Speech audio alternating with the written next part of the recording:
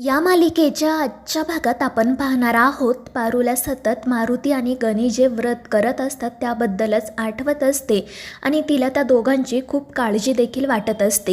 आणि ती हा सगळा विचार करत असतानाच सावित्री त्या ठिकाणी येते आणि तिला रात्रीच्या जेवणाबद्दल विचारू लागते. परंतु पारूचं सावित्रीच्या बोलण्याकडे लक्षच नसतं आणि ही गोष्ट सावित्रीच्या लक्षात येते. ती पारूला विचारते सुद्धा की बाळा काय झालं आहे, तुला कोणतं टेन्शन आहे का? पण पारू सावित्रीला काहीच सांगत नाही आणि मग त्यानंतर सावित्री तिला म्हणू लागते की पारू बाळा बघ, आता गुरुजींनी सांगितल्याप्रमाणे घरामध्ये सगळं काही छान घडत आहे, सगळी संकटंसुद्धा दूर झाली आहेत. त्यामुळे मला असं वाटतं की तू आदित्य बाबांना तुझ्या मंगळसूत्राचं सत्य सांगायला हवं, कारण त्यांनी तुझ्यावरचं प्रेम व्यक्त केलं आहे आणि प्रिया मॅडमने आणि प्रीतम सरांनी देखील तुला स्वीकारलं आहे. मला वाटतं की हीच योग्य वेळ आहे. परंतु पारू म्हणते की नाही, मी आदित्य सरांना आत्ताच याबद्दल काहीच सांगू शकत नाही. आणि ते ऐकून सावित्री म्हणते की अगं पण का, तुला ही योग्य वेळ आहे असं वाटत नाही का? आणि त्यावेळी पारूला गुरुजींनी तिला जे काही सांगितलेलं असतं ते आठवू लागतं आणि नकळतपणे तिचे डोळे भरून येतात. आणि हे पाहून सावित्री घाबरते. तिला जाणवतं की नक्कीच काहीतरी मोठी गडबड आहे. ती पुन्हा पुन्हा पारूला त्याबद्दल विचारते तर पारू रडतच तिला मिठी मारते. ती सावित्रीला म्हणत असते की आत्ता सगळं संपलं आहे, आता ना माझं लग्न होणार ना माझा सुखाचा संसार. आणि तिच्या अशा बोलण्यामुळे सावित्रीला भीती वाटू लागते.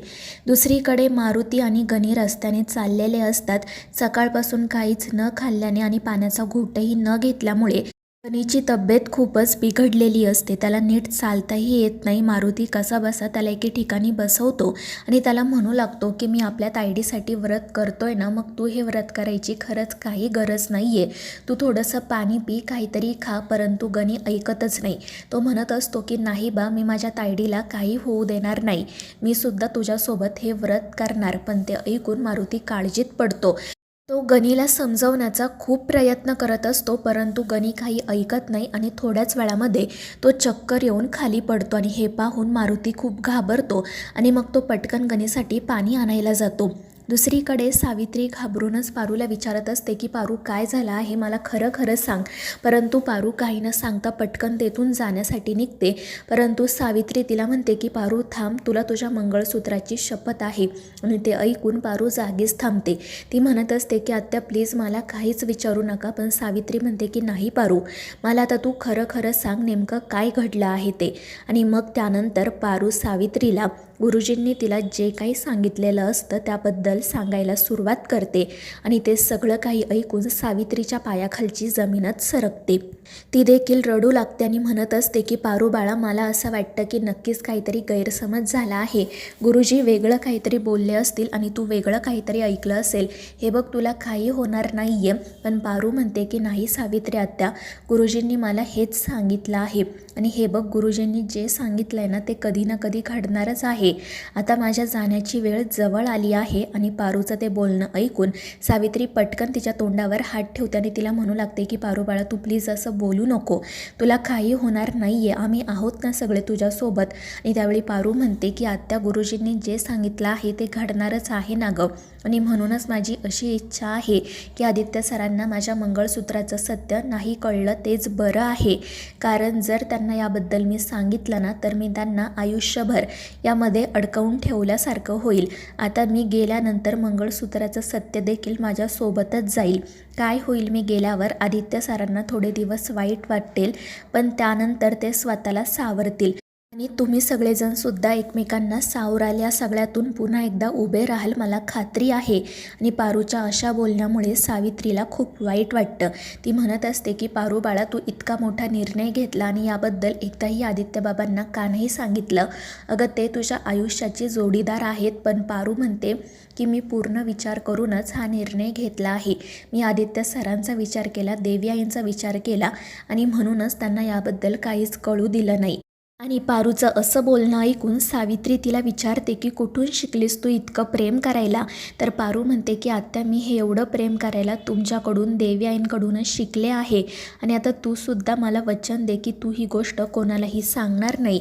आणि ती रडतच सावित्रीला मिठी मारते. दुसरीकडे मारुती धावतच जाऊन एका दुकानातून पाण्याची बॉटल घेऊन येतो. तो गणीच्या चेहऱ्यावर थोडंसं पाणी टाकतो आणि त्याला शुद्धीवर आणण्याचा प्रयत्न करतो. गणी शुद्धीवर आल्यावर मारुती त्याला पाणी प्यायला सांगतो, परंतु गणी पाणी प्यायला तयारच नसतो. त्याला फक्त पारूसाठी व्रत करायचे असते. पण त्याची बिघडत चाललेली तब्येत पाहून मारुती घाबरतो आणि मग तो गणीला उचलून घेतो आणि घरी जाण्यासाठी निघतो. दुसरीकडे पारू सावित्रीला म्हणत असते की आत्या, तुम्ही मला वचन द्या, आत्ता मी तुम्हाला हे जे काही सांगितलं आहे ना ते तुम्ही घरात कोणालाच सांगणार नाही. पण सावित्री म्हणत असते की पारू बाळा, मला खरंच असंच वाटतंय की तू आदित्य बाबांना याबद्दल स्वतःहून सांगावं. परंतु पारू म्हणते की नाही आत्या, प्लीज तुम्ही ही गोष्ट कोणालाही सांगू नका. आणि त्यावर सावित्री ही नाईलाजाने हो म्हणते. त्यानंतर आपण पाहतो की अहिल्या घरातल्यांसोबत बोलत बसलेली असते, पण त्यावेळी आदित्य त्या ठिकाणी नसतो. थोड्याच वेळात तो देखील त्या ठिकाणी येतो. अहिल्या त्याला विचारते की आदित्य, कुठे होता तू आणि जेवण करण्यासाठी देखील का नाही आला. तर आदित्य तिला खोटंच सांगतो की आई, आज मी बाहेर जेवण केलं आहे. आणि ते ऐकून ती दामिनी लगेच म्हणते की आदित्य, तू ना उगाच खोटं बोलू नको. अरे तूच तर आम्हाला सांगितलं होतं ना की तुला बाहेरचं जेवण आवडत नाही, तुला तर या पारूच्या हातचं. पण हे ऐकून सगळेच जण तिच्याकडे पाहू लागतात. त्यामुळे दामिनी पटकन म्हणते, म्हणजे तुला घरचं जेवण आवडतं ना, मग तू बाहेर कसं काय जेवण केलं. आणि ते ऐकून आदित्य वैतागूनच म्हणतो की मी खाल्लं आहे ना बाहेर, मग काय प्रॉब्लेम आहे त्यात. आणि ते ऐकून दामिनी गप्प बसते. त्यानंतर प्रीतम आदित्यला म्हणतो की अरे दादा, पण तू खाल्लं तरी कधी, कारण मी तुझ्या सोबतच होतो, मला कसं नाही कळलं. आणि ते ऐकून आदित्य अजून चिडतो, पण अहिल्या समोर असल्यामुळे तो असं म्हणतो की प्रीतम, तू एका मीटिंगमध्ये होता ना तेव्हा मी नाश्ता केला आहे, मला खरंच भूक नाही आहे. आणि ते ऐकून अहिल्या म्हणते की अरे मग ठीक आहे. आणि मग ते कामाविषयी बोलू लागतात. तितक्यात पारूला मारुतीचा कॉल येतो आणि तो कॉलवर जे काही सांगतो त्यामुळे पारू घाबरते आणि लगेच तेथून जाण्यासाठी निघते. पण आदित्य तिला थांबवत विचारतो की कुठे चालली आहेस तू. तर पारू खोटच सांगते की बाला आणि गणीला जेवण द्यायला, आणि ती तेथून निघून जाते. दुसरीकडे मारुती कसाबसा गणीला उचलून घेतो आणि मग त्याला घेऊन एका हॉस्पिटलमध्ये येतो. गणीची तब्येत खूप जास्त बिघडलेली असते आणि मग पारू देखील धावत पळत त्या ठिकाणी येते. ती रडतच विचारते की बा, काय झालं आहे गणीला. आणि मग मारुती तिला घडलेला सगळा प्रकार सांगतो. गणीने देखील सकाळपासून काहीच खाल्लेलं नाही आहे, पाण्याचा घोटसुद्धा घेतलेला नाही आहे. हे कळाल्यावर पारूची काळजी अजूनच वाढते. ती गणीला पाणी प्यायला सांगत असते, परंतु गणी काही पाणी प्यायला तयारच नसतो.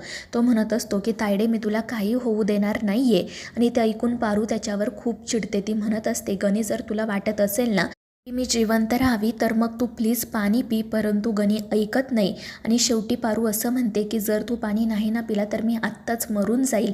आणि हे ऐकून गणी घाबरतो आणि मग नाईलाजाने तो ते पाणी पितो. तर पारू मारुतीला म्हणत असते की बा, काळजी करू नको, गणीला काही होणार नाही आहे. पण त्यावेळी गणी मारुतीला म्हणतो की बा, उद्या तू हे व्रत कसं पूर्ण करणार आहेस रे, कारण आज तुला मलाच उचलून घेता येत नव्हतं, मग उद्या तू तायडीला कसं उचलून घेणार आहे. आणि ते ऐकून पारू देखील घाबरते. मारुतीलाही प्रश्न पडतो की आता काय करायचं. पण तो मनाशी निश्चय करतो की काही झालं तरी मी हे व्रत पूर्ण करणारच. तर मित्रांनो, या मालिकेच्या पुढील भागांच्या अपडेटसाठी आपल्या चॅनेलला सबस्क्राईब करा.